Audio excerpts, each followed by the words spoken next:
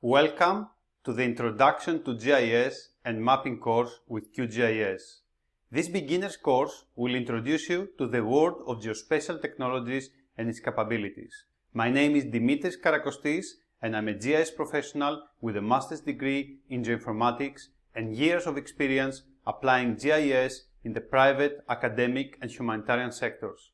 I have worked and led for more than 8 years GIS teams in the United Nations and other organizations and applied geospatial technologies in the humanitarian field in different parts of the world, and I'm very much excited to share what I have learned with you.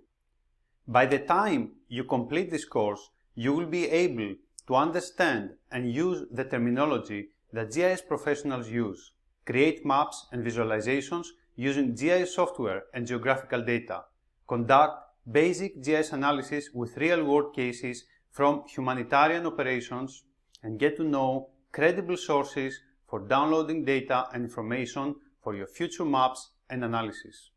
In the first and second sections of this course, I will take you through all the important concepts and terminology for GIS. You will have the opportunity to practice your new knowledge through quizzes and exercises. By the end of the second section, you will be able to use QGIS software and create amazing visualizations. Then we will cover topics related to the cartographic elements, visual hierarchy and specialization and generalization. In the end of the third section, you will know how to create a complete map with all its elements.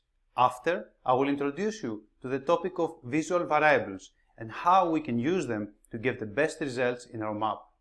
By the end of the course, you will be able to create appealing cartographic products using QGIS software, conduct basic GIS analysis, and download and use data from credible sources.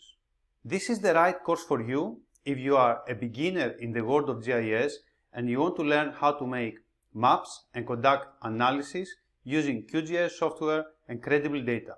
If you work with data and you want to add the geographical component in your skills and start creating amazing maps and visualizations to communicate your message to your team or organization, then this course is the right one for you.